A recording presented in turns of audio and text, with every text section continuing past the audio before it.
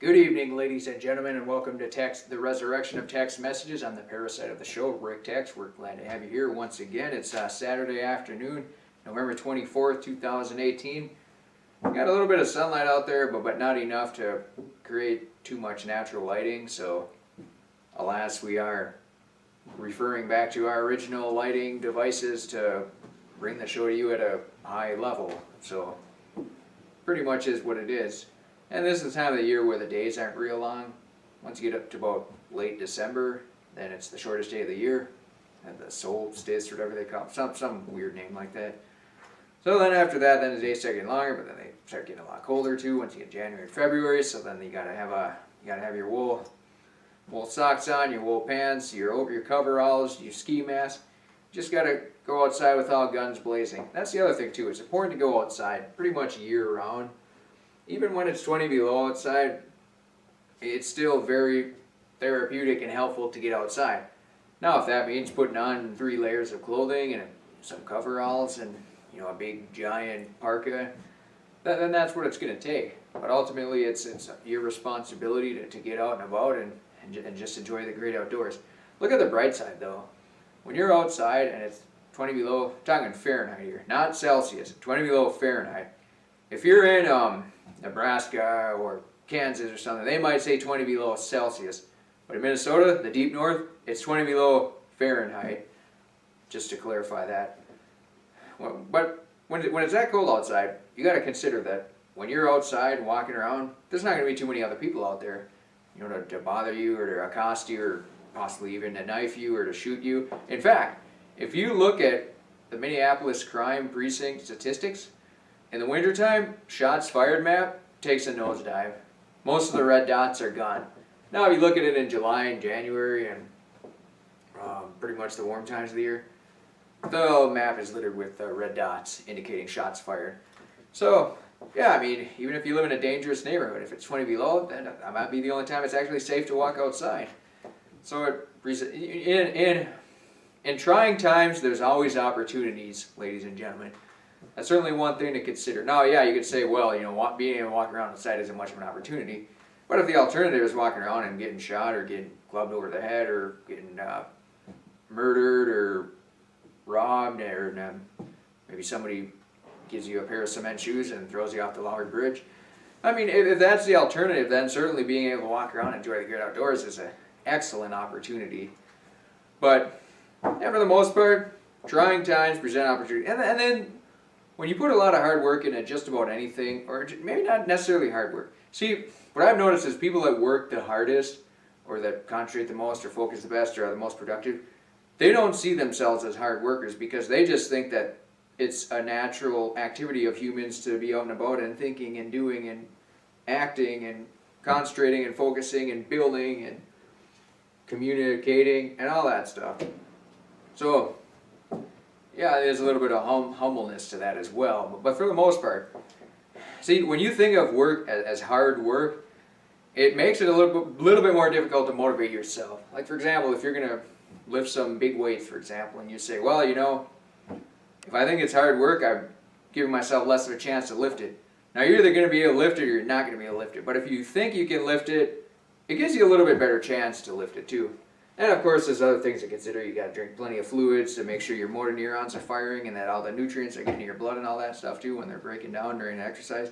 So there's also that to consider as well. But as far as the mental game goes, when you think of hard work as hard work, it puts you at a bit of a disadvantage. So you just go through life and be productive and do what you need to do to get things done, then for the most part you'll probably be successful and satisfied and happy with whatever the path it is that you take. And that doesn't necessarily mean just sit around all day and eat burritos and watch TV, because that's certainly could be classified as a lack of hard work. But I mean, your body is a pretty good indicator of when you've worked to an acceptable level and when you haven't.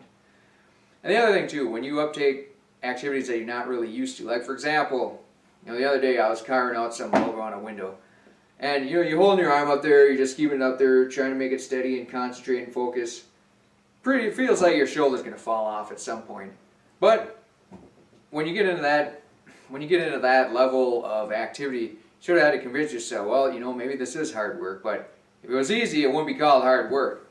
So that sort of, you know, gives you a boot in the backside to motivate you a little bit to achieve things that you would normally maybe consider just quitting on as well. And then there's also the warm-up factor too. If you're doing a high intense activity, it's very important to warm up. Even just something simply as walking around. If you go, like when it's 20 below outside, if you go outside and walk around, you know, the first 10 minutes you might be really super cold, but then after that, you know, you'll warm up a little bit, and then you'll feel great for the next 1-2 hours or whatever the case may be. So it is good to learn and understand how your body works in that facet. I mean, back in the swimming days, you know, we'd hop in the pool. Pool felt like somebody just dumped a whole dump truck of ice in there and super cold, but after a few hundred yards, you were warmed up and pretty much ready to go. I mean, yeah, it wasn't ever easy. You know, you always felt like you're going to pass out or throw up or vomit if you were really, you know, putting your mind and your body and your soul and heart and mind into it. But for the most part, yeah, you hop in, it's cold, you warm up, then you're good to go. And same with lake water. You know, you hop in a lake, yeah, it's cold at first, but you sort of get used to it after a while. Like your body acclimates to it.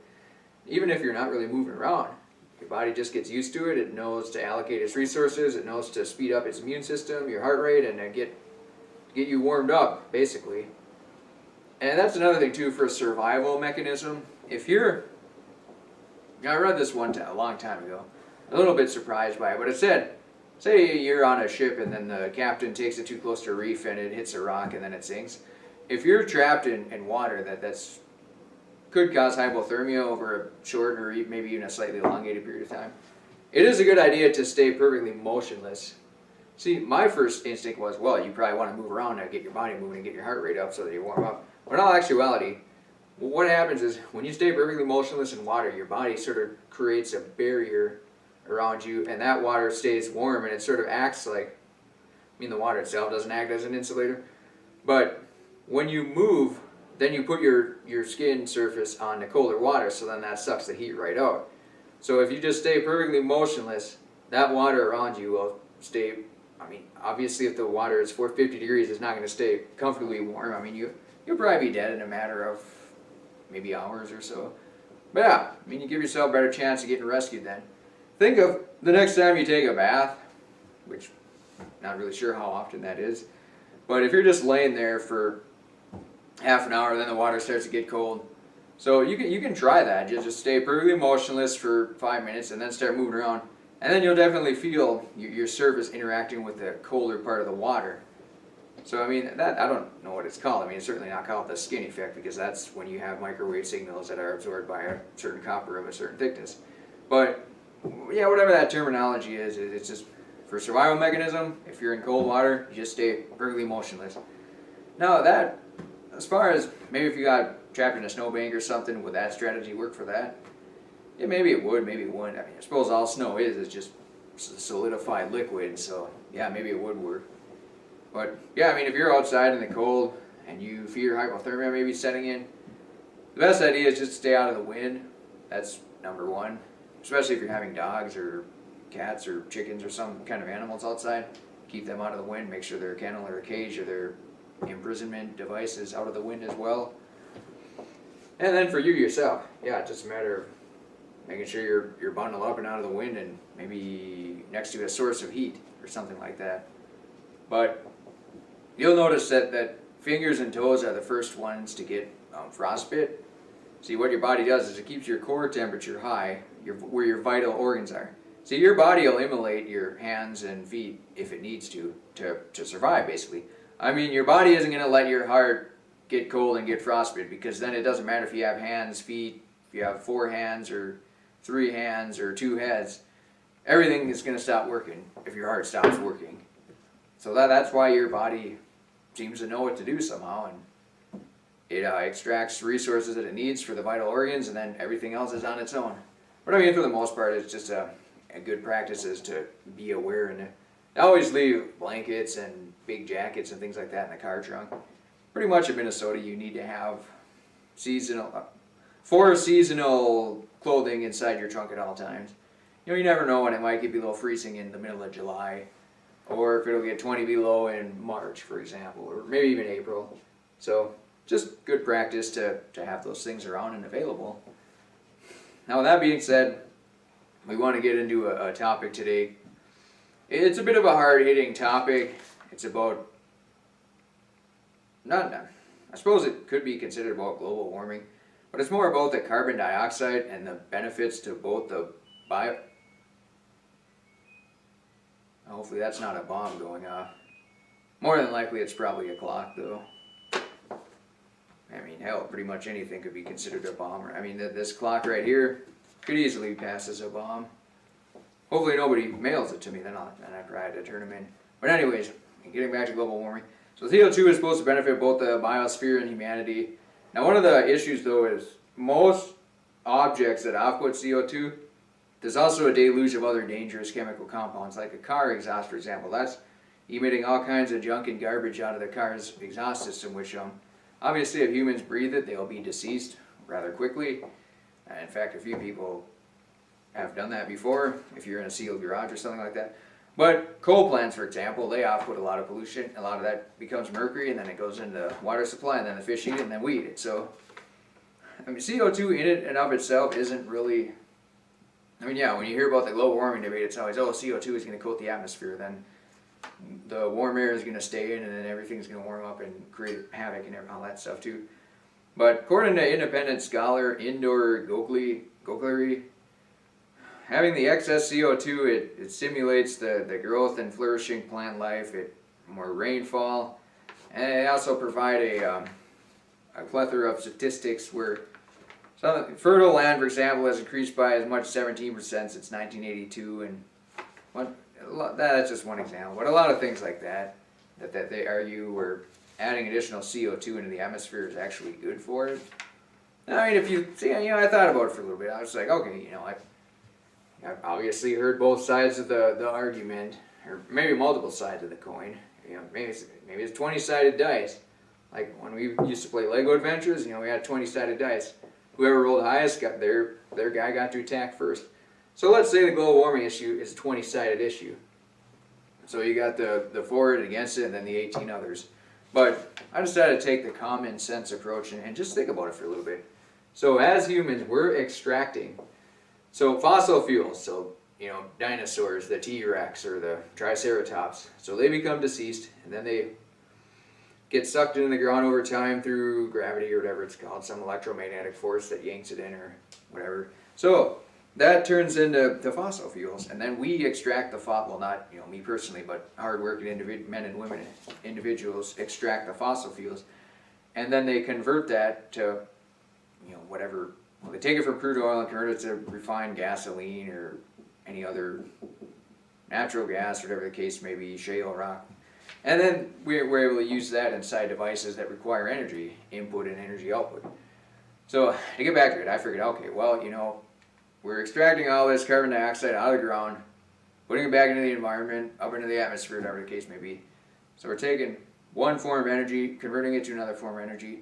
So if that energy that we've extracted out of the ground was at one point useful to plant life and animals and all that stuff too, if we're putting it back into the atmosphere, then I suppose the onus is on the atmosphere to convert that back into something that's useful for the plants, or possibly the plants can take that and convert it to something that they want again. So it's just all the cycle of life, whatever it's called.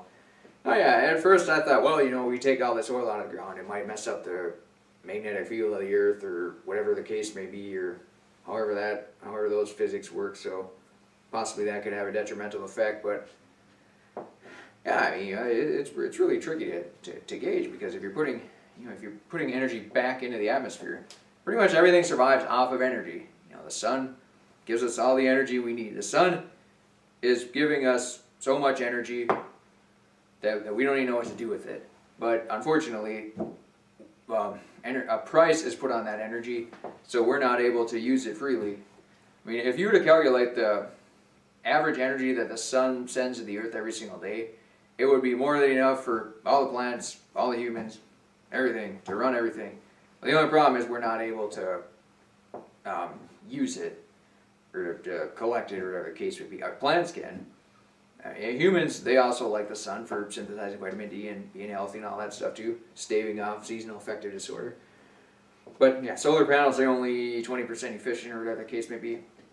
So yeah, we've taken energy that has been accumulated over thousands of years, that's been collected inside the earth, taken it out, and then converted that into usable energy that we can put into cars, trucks, vans, SUVs, with soda A modifieds, IMCA A sport mods, or whatever the case may be.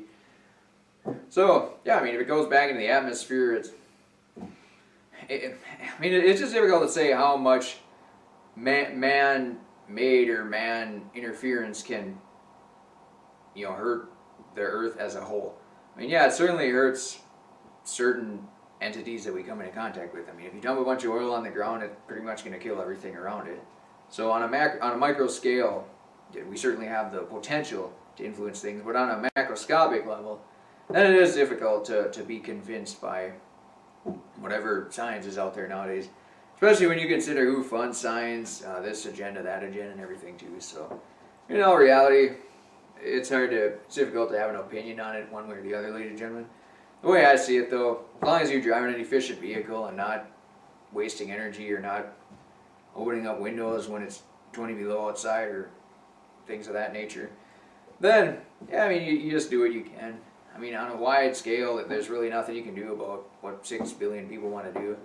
I mean, if everybody in the world lived an industrial way like the United States did, then all those people would probably have access to resources that they could study and get smarter, and be able to figure out ways to collect solar and pass that information along on YouTube or Brighteon.com, and then eventually we'd all be able to collect solar and live off the sun and not be charged absorbent amounts for energy. So that being said, ladies and gentlemen, I'm the parasite of the show, Rick Tex. We're glad to have you here once again. I'm glad to be here. It's a very honorable opportunity to be able to present you with text messages, and hopefully someday it'll inspire you to have your own message to send out to people.